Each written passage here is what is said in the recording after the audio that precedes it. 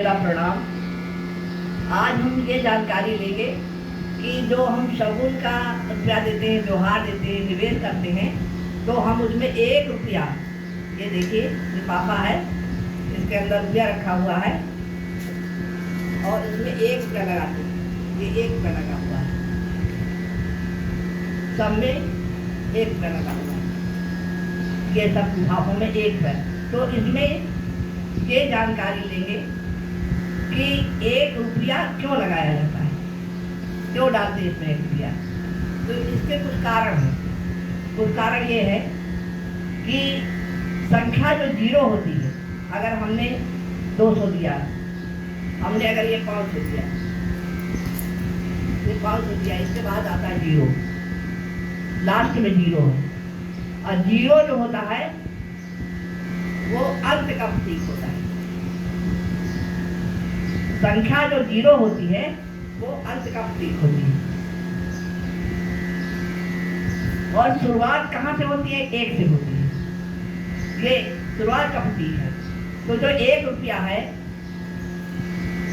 ये जो 1 रुपया इसमें लगा हुआ है, जो हमने इसमें लगा के रखा है, तो ये जो रुपया है, ये सिक्का इसलिए जोड़ा जाता है ताकि जो रिसीवर है, जो लेने वाला हो, उसको शून्य से पार आने की जरूरत न पड़े।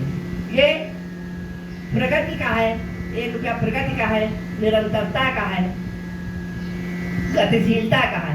इसलिए 1 रुपया लगा के लिफाफे में दिया जाता है। और इसका मतलब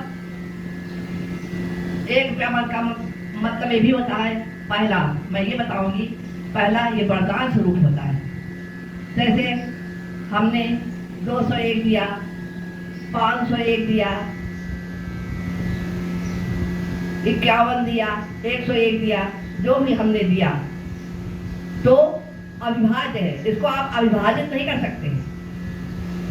इसको किसी से भी गुणा करके उसको बराबर नहीं कर सकते हैं, इसको विभाजित नहीं कर सकते हैं। इसका मतलब ये हुआ कि आपकी द्वारा दी हुई जो शुभकामनाएं हैं, आशीर्वाद है, अविभाज्य है, अटल है। जो आपने आशीर्वाद दिया है निवेश के रूप में, ये विभाजित नहीं हो सकती है, ये अटल हो सकती है। दूसरा इसका मतलब क्या होता है? दूसरा कर्ज होता है, एक तरह का कर्ज है। इसका मतलब ये होता है कि हमने 1 रुपया लगा के दिया है, तो जो लेने वाला है, हमने मान लिया 501 किसी को दिया लगा के, और जो हमसे लेगा, तो जो लेने वाला होगा वो हमारा कर्जदार हो जाएगा। तो 1 रुपया देने का मतलब हो गया कि असली प्राप्तकर्ता जो है वो, उसको फिर से आना पड़ेगा, उसका संबंध जुड़ गया, उसको बार बार आना पड़ेगा और बंधन मजबूत करना पड़ेगा। तो एक तरह से कर्ज होता है, इससे संबंध मजबूत होते हैं, निरंतरता बढ़ती रहती है और हमारा संबंध आगे चलता रहता है। इसके बाद जो ये 1 रुपया सिक्का है, ये सिक्का पृथ्वी से निकलता है और पृथ्वी से माँ लक्ष्मी भी निकलती है। तो ये लक्ष्मी का स्वरूप होता है। जहां तक हो तो कागज का सिक्का नहीं लगाना चाहिए। ये लक्ष्मी का अंश माना गया है, पृथ्वी से आता है। तो कागज के रुपए के बजाय, 1 रुपए के बजाय ये आप सिक्का लगाइए, वो ज्यादा शुभ माना जाता है।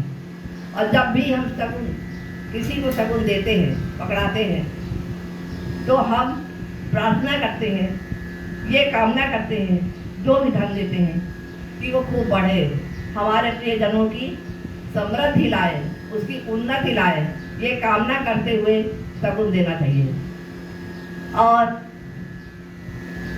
शगुन देते समय ये भी ध्यान रखना चाहिए कि जो शगुन लेने वाला है और शगुन देने वाला है, उसके संबंधों में निरंतरता आ गई और निरंतर वो आपसे मिलते रहेंगे, बार बार आपके घर आते रहेंगे।